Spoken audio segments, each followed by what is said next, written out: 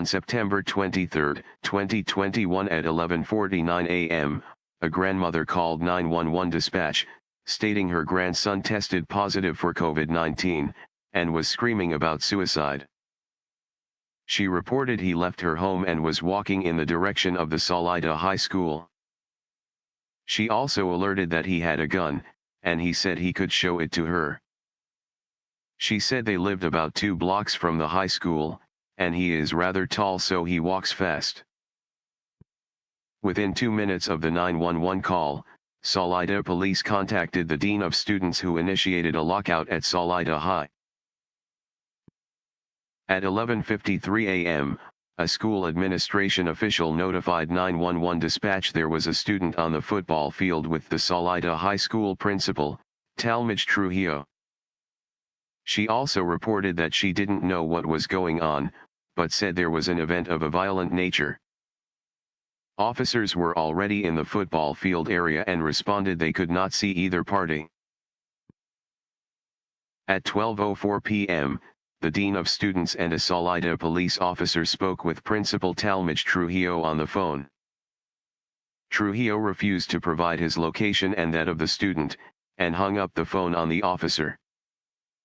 At 12:15 p.m. that same Salida police officer attempted to contact Superintendent David Blackburn on his cell phone. At 12:20 p.m., according to court testimony, Superintendent David Blackburn and Principal Talmage Trujillo spoke on the phone. Superintendent Blackburn told Trujillo to take the student to Crest Academy on Oak Street. Texts between Trujillo and Kimberly Parker of Full Circle Restorative Justice advised that Trujillo spoke with Blackburn about the situation with housing the juvenile, and that they will figure it out. At 12:21 p.m., Superintendent David Blackburn arrived at the high school. He was wearing a hooded sweatshirt, hat, and mask. According to a detective present and a school official, Superintendent Blackburn was not immediately identifiable. Superintendent Blackburn walked to the back door and would not identify himself after multiple requests. Eventually Blackburn identified himself and was let into the school.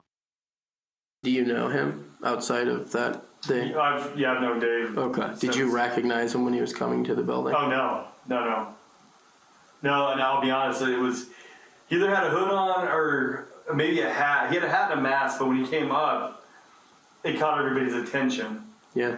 And I can't remember if there was a student there or when we were walking over. I remember Anthony saying, or Mark going, "Don't open that door, who is that?" Yeah. And Anthony just cracked the door.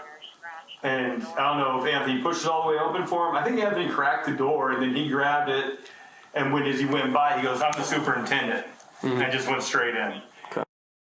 That's why we need to make contact. I just did this piece. Then we are keeping this place on lockdown. Detective Blackburn. Are you in charge? Blades is in charge, but No, let's talk to Blades. I'm fully aware of the law. I'm also the incident commander here. You're not. When Superintendent Blackburn informed officers that he was the incident commander, that was contrary to past practices and guidance to the school. Blackburn's statement caused confusion and was disruptive at the site. Superintendent Blackburn walked past Detective Wilburn and into the high school office. There is no body cam footage of what went on inside the office, but several people present in the office were interviewed. Blackburn tells Mark that he's the incident commander, the police are not, and walks into the office. Okay, so I was never out in the hallway. I had poked the door open to speak Gotcha, to so David. you were only in the office? Right. Okay. And then they came into the office. Okay, so this occurred in the office. That's when I heard, I had the guy on the phone. I don't know who he was. I had the 2 gals behind the desk. And I thought I heard we can leave or whatever. And then we kind of eased back into the foyer. And that's when the confrontation started with Mark and David. And then it quickly went outside and we stayed in the foyer. Okay. So. Do you remember what words he used? I don't. All I remember is everybody get out of the school. Something to that effect. Correct. So all of us, all the firemen stayed in the vestibule, and Blackburn, Wilburn, and Anthony, Avila, were all three of them were out front, and it was getting pretty heated up. Inside or outside?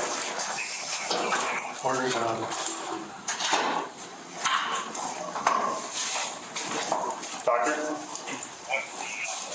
He won't tell us where he's at. He's Nope. And the superintendent about to go handcuffs too. That'd be awesome to watch. For obstruction of justice. yeah. If they really want these kids to not be safe, then Well, if he's in the school and he has a gun, he's not in the school. Do you know where he's at? Yes. And I just sent CJ to meet him. Okay, well, until he's in contact with him, We are and staying. that we know that he is detained, then we will leave. Yeah. Until then, we Until don't know then. where he's at. Okay? And if you don't care about the safety of the kids, Oh, don't make even sure go that's there not- right now. Well, Well, then why are you kicking us out? Because I need to talk to people because you've shut everything down but didn't come and communicate the way all the protocols are set up. The way CJ's been trained and knows all the protocols are set up. Which he has. So that I don't have Which he people has at Longfellow. Which he has tried, but nobody's answering phone calls. Nobody's telling us. I what the have a suspect radio is. system and nobody calls. Nobody calls the PIO. Nobody calls the incident commander. Nobody calls the buildings. Well, Now in a minute I get a call on my phone, I answer it from CJ immediately and I can do stuff. all right. Well, he And I tried found the calling person. you. It was getting ignored. He That's didn't. all I He made know. one call, I answered it. All right. Well, then we So still get your have a facts straight. suspect who is Who's out at Oak there. Street. Yes, until we make contact. And I sent we are CJ not over there leaving to do this it. school.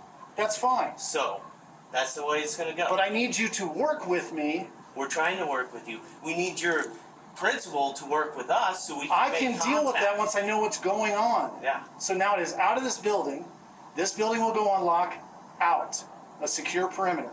Now I've got all the You do other whatever buildings. you want. We'll discuss this later at a We different will. time. And then all the other buildings But are you now don't in be lockout. yelling at the police to get out of your building when there's still a threat until we make contact. Then talk to me and don't interrupt me. And That's what we tried to do, but you told us to get the hell out of your building. I didn't say that. Yes, you did. I said if watched you guys can't stop, then I'm going to ask you to leave. Can't stop what? Talking and trying to make sure everybody's safe? That's what you want? You're trying to kick us out of a school. I'm not when an trying to incident kick you is out of a going on. school. So I'm trying to get clarity for all of the kids so I know what's going on. And I'm Well, trying we're to get trying the to- police to communicate in the way they were trained There's to Spencer. communicate. well, you can talk to Spencer. I will. We can go I'll through. make sure I don't it's- care. I'll It's make sure it's Marlon known and that everybody you were telling us to get out. So If that's how the way you want to wanna do rephrase it and summarize it, Did he not just say He get, told us to get out of the school? And we started walking out to that little atrium where you get out of the front of the building.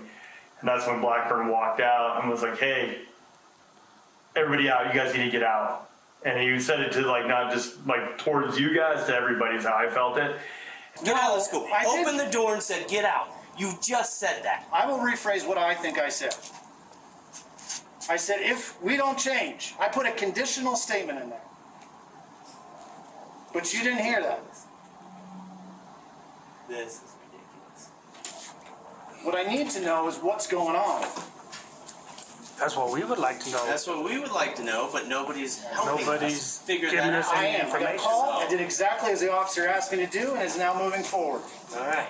I followed my orders. All right, until we who this guy. But who didn't follow the orders was my police officer assigned here.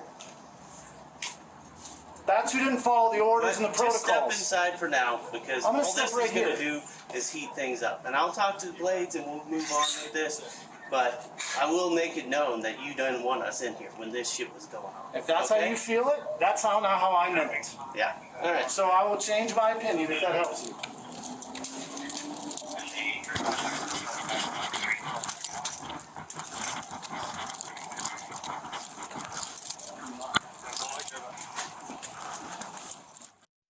Let's review what we know about Superintendent David Blackburn's actions that day.